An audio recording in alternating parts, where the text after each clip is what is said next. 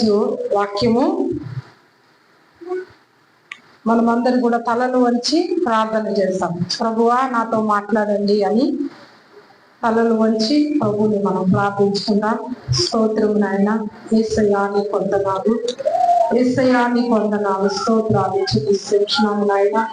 దేవాది దేవా నీకే స్తోత్రము నాయన. రాజులకు రాజు, ప్రభువులకు ప్రభు అయిన దేవా స్తోత్రం నాయన. ఈ యొక్క నాయన ఉదయకాలం మాతో మాట్లాడి ప్రభుని నామాన్ని మహిమ పరచుకోండి. కూడి వచ్చిన బిడ్డలతో మాట్లాడండి నాయన. స్తోత్రాలు. పరిశుద్ధాత్మ దేవా మమ్మల్ని చేతులకు అప్పగించుకుంటూ తండ్రి స్తోత్రాలు. ప్రభా మమ్మల్ని నీ వాక్యములో నాయన స్తోత్రాలు తండ్రి నాయన మమ్మల్ని నడిపించండి నాయన. వాక్యపు లోతు ఎత్తు వెడల్పులో మాకు తండ్రి గ్రహించుకుని ఆ గ్రహింపును దయచేయమని యేసు నామములో ప్రార్థిస్తున్నా తండ్రి. ఆమేన్. వాక్యం విందాము. హల్లెలూయా. ఈరోజు దేవుని వాక్యం ఏంటంటే, చాలా మంది జీవితాలలో మరి దేవుడు ఏం చేశాడో మనకి, దేవుడు అంటే యేసుక్రీస్తు ప్రభువు మనకి ఏం చేశాడో ఆ ఒక గ్రహిక, ఆ తెలియగులిక లేకున్న దాన్ని బట్టి చాలా మట్టుకు దేవుళ్ళో ఉండలేకపోతున్నారు. అంటే దేవుళ్ళో నిలకడగా, దేవుని ప్రేమించుట్లో, దేవుని కొరకు నిలబడడానికి కూడా లేకుండా పోతూ ఉంటున్నారు. హల్లెలూయా. దేవుళ్ళగా దేవుళ్ళో ఉన్నటువంటి వాళ్ళకి అనేకమైన శోధనలు వస్తాయి, సమస్యలు వస్తాయి, కష్టాలు వస్తాయి, రోగాలు వస్తాయి, ఇబ్బందులు వస్తాయి, ఇరుకులు ఉంటాయి. అలాగే లోకంలో ఉన్న వారికి కూడా ఉంటాయి. లోకంలో ఉన్న వాళ్ళకి ఏమైనా తప్పులు ఉన్నాయా? మరి దేవుని నమ్మకుండా, యేసు ప్రభుని నమ్మకుండా ఉన్నటువంటి వాళ్ళకి ఏమైనా తప్పినాయా? వాళ్ళకి ఏమి కష్టాలు, ఏమి బాధలు ఏమీ లేవా? అమ్మ ఉన్నాయా లేవా? చెప్పండి. ఉన్నాయి కదా. అయితే మనకు కూడా ఉన్నాయి. ఎందుకంటే అయితే ఒక్క విషయాన్ని మనం గమనించాలా, మనకేమున్నదంటే యేసుక్రీస్తు ప్రభువు నమ్మినట్లయితే కన్నా దేవుని వాక్యాన్ని పరిశీలన చేసినప్పుడు, లేదా దేవుని వాక్యాన్ని దైవజనులు వారు బోధిస్తున్నప్పుడు జాగ్రత్తగా వినగలిగితే కన్నా, నిజంగా చెప్తాను, దేవుడు మన కొరకు, యేసుక్రీస్తు ప్రభు మన కొరకు ఏం చేశాడో అది మనము తెలుసుకుంటాము. హల్లెలూయా. వాక్యము సత్యం, సత్యమే వాక్యం. ఈ సత్యం ఎవరు అంటే యేసుక్రీస్తు ప్రభువే. హల్లెలూయా. సత్యం ఎవరు? యేసుక్రీస్తు ప్రభువే సత్యం, వాక్యమే సత్యం. కాబట్టి యేసుక్రీస్తు ప్రభు మనకి ఏం చేశాడో మనం ఏమవుతామో దాన్ని తెలుసుకోగలుగుతాము. అందుకనే మనము వాక్యాన్ని చాలా జాగ్రత్తగా, వాక్యానికి విలువ, ఇంపార్టెంట్ ఇచ్చి వాక్యం వినాలా. ఈ సమయంలో ఎవ్వరు కూడా మన డిస్టర్బ్ కాకుండా ఉండాలా. హల్లెలూయా. కాబట్టి దేవుడు మన కొరకు, నేను వద్దున గూగుల్ మీట్ లో చాలా చక్కగా పరిశుద్ధాత్మ దేవుడు మాట్లాడినాడు. ప్రతిరోజు గూగుల్ మీట్ నడుస్తూ ఉంటున్నది. మరి కొంచెం పరలోక ప్రార్థన చేస్తూ ఉంటున్నాం. ఆ పరలోక ప్రార్థనలో ఏమున్నదంటే రాజకీయ వ్యక్తుల గురించి, తర్వాత మళ్ళీ మనుషులందరి కొరకు, తర్వాత మన కుటుంబాలు, మన సంఘాలు, మన పిల్లలు, మరి యొక్క శాంతి సమాధానము కొరకు, ఇవన్నీ కూడా పరలోక ప్రార్థనలోకి వచ్చేసాయి. కాబట్టి మనము కొన్నిసార్లు ఎలా ప్రార్థించాలో మనకు తెలియదు. పరిశుద్ధాత్మ దేవుడు ఆ ప్రార్థన మనకు తెలియపరిచారు. ఆ ప్రార్థన మనము విసుక్కోకుండా ప్రతి ఒక్కరూ ఆ ప్రార్థనలో మరి పాల్గొని ఆ ప్రార్థన చేస్తే కన్నా అది దేవుని చిత్తానుసారమైన ప్రార్థన. కాబట్టి మన జీవితాలలో ఖచ్చితంగా ఆశీర్వాదం వస్తుంది. హల్లెలూయా. అందుకనే గూగుల్ మీట్ లో అందరూ కూడా మరి స్మార్ట్ ఫోన్లు ఉండేవాళ్ళు మరి వచ్చి ఆ ప్రార్థనలో పాల్గొనాలని మా యొక్క రిక్వెస్ట్. హల్లెలూయా. కానీ దేవుడు యేసుక్రీస్తు ప్రభు మన కొరకు చాలా చేశాడు. యేసుక్రీస్తు ప్రభు మన కొరకు చాలా చేశాడు. చూడండి, మనము శాపములో ఉన్నటువంటి వాళ్ళము. పిల్లలు, ద్వితీయోపదేశ కాండము 28వ అధ్యాయము 16వ వచనము నుండి చూసినట్లయితే, చూడండి, ద్వితీయోపదేశ కాండము 28వ అధ్యాయము 16వ వచనము నుండి మనం చదివినట్లయితే అక్కడ చూడండి దేవుని ఒక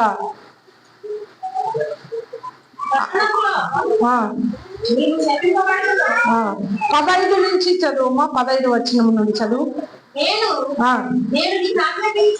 నేను నీకు నేడు ఆజ్ఞాపించు ఆయన సమస్తమైన ఆజ్ఞలను కట్టడలను నీవు అనుసరించి నడుచుకొనవలెనని అమ్మా వలనని నీ దేవుడైన యెహోవా సెలవిచ్చిన మాట వినని ఎడల. బాగా ఈ మాట మీరు చాలా నోట్ చేసుకోవాలా. వినని ఎడల ఏ మాట?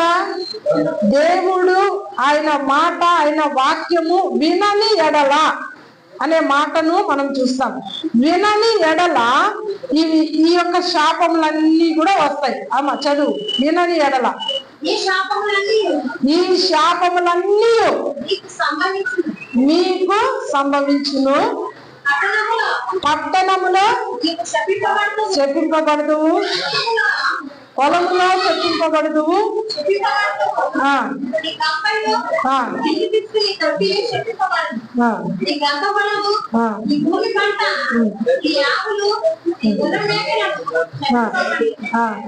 వచ్చే వాళ్ళు తీసుకోపోండి, రాకున్న వాళ్ళు బలవంతం చేయగలరు. వదిలేసి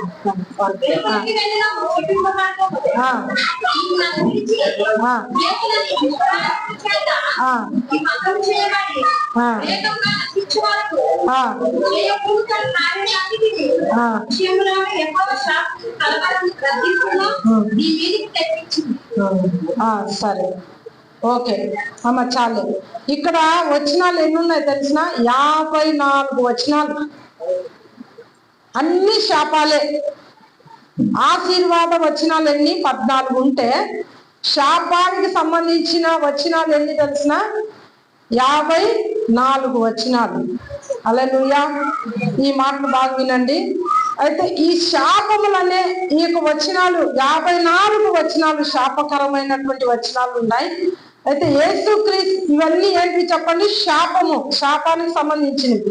అయితే ఈ శాపము నుండి అంటే అక్కడ మనం ఫస్ట్ లో ఏం చదివాము? 15వ వచనములో ఆయన ఆజ్ఞలను, ఆయన మాటలను మనం వినకుండా ఉంటే ఈ శాపములన్నీ కూడా ఎవరి మీదకి వస్తాయంట? వినని వారి మీదకి వస్తాయి. హల్లెలూయా. ఎవరైనా ఆ మాట అంటే ఆ ఆజ్ఞలో రావట్లేదు,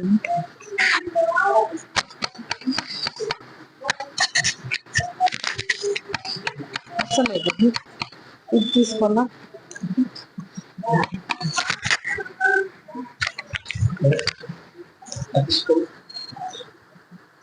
హల్లెలూయా, హల్లెలూయా. హల్లెలూయా, స్తోత్రం, స్తోత్రం. హల్లెలూయా, హల్లెలూయా. స్తుతులు, స్తుతులు, స్తోత్రాలు ప్రభువా, స్తోత్రం.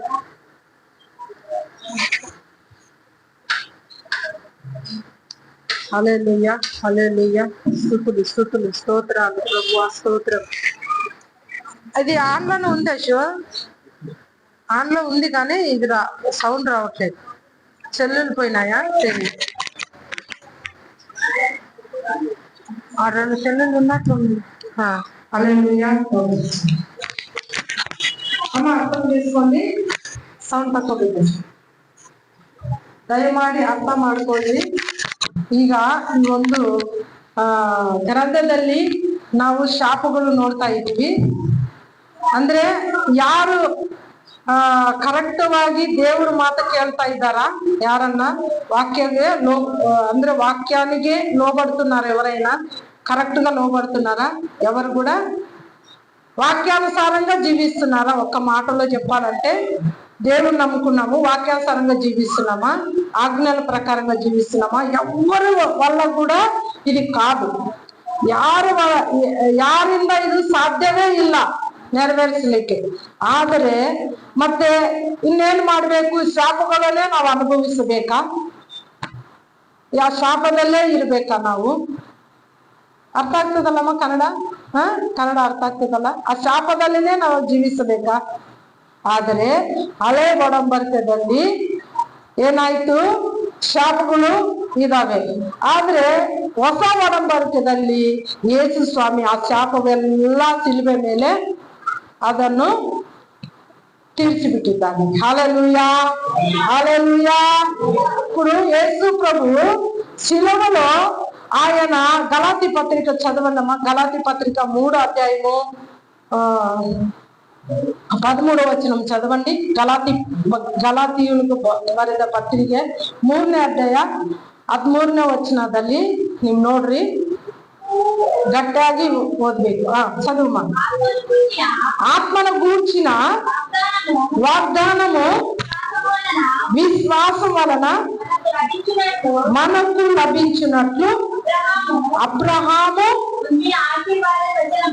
పొందిన ఆశీర్వాద వచనము క్రీస్తు యేసు ద్వారా అన్య జనులకు కలుగుటకై క్రీస్తు ఎవరి కోసము?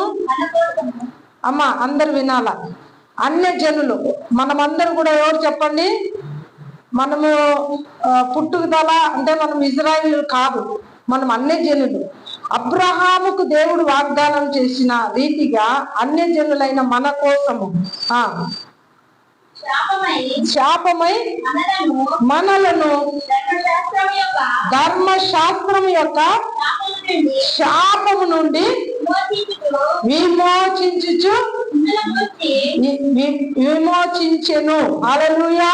అమ్మా ఇందును గురించి అర్థమవుతుంది. ఏమంట?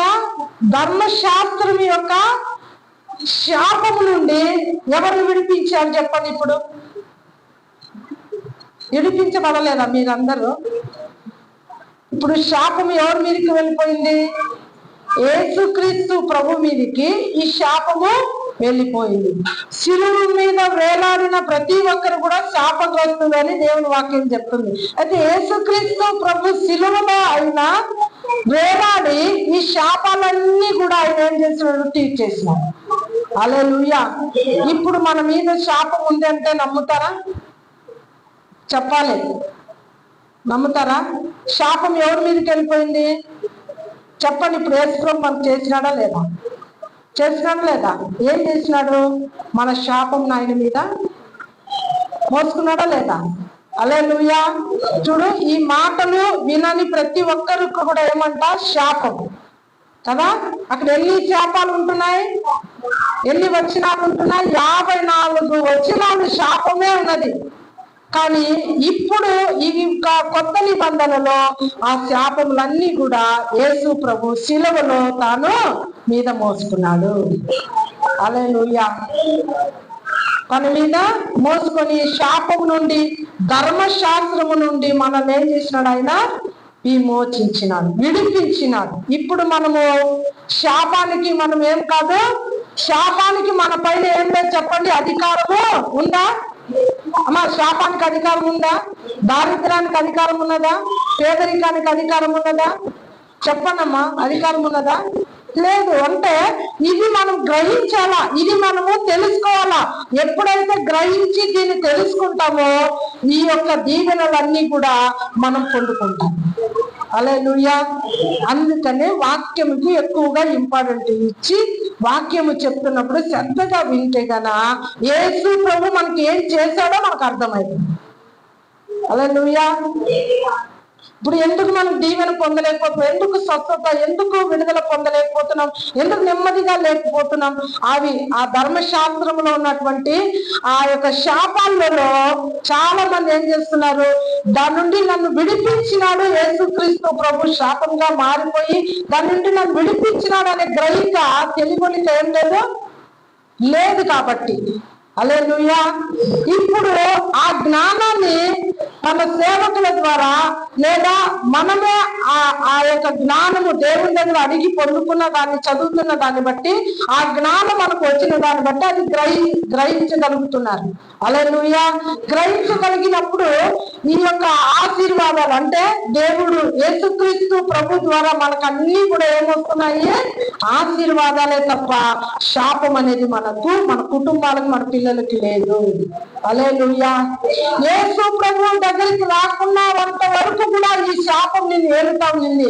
ఎప్పుడైతే యేసుక్రీస్తు ప్రభు దగ్గరికి వచ్చావో, ఆయన రక్తంలో కడగబడ్డావో, ఆయనను ఒప్పుకొని, అంటే ఆయన నమ్మి ఒప్పుకొని, మరి నీ పాపం నా పాపం కొరకు యేసు ప్రభు శిలువలో మరణించి చనిపోయి సమాధి చేయబడి తిరిగి లేచినాడని నువ్వు నమ్మి విశ్వసిస్తున్న దాన్ని బట్టి ఆ శాపములన్నీ కూడా ఏమైపోయినాయి? కొట్టివేయబడ్డాయి. హల్లెలూయా. కేవలం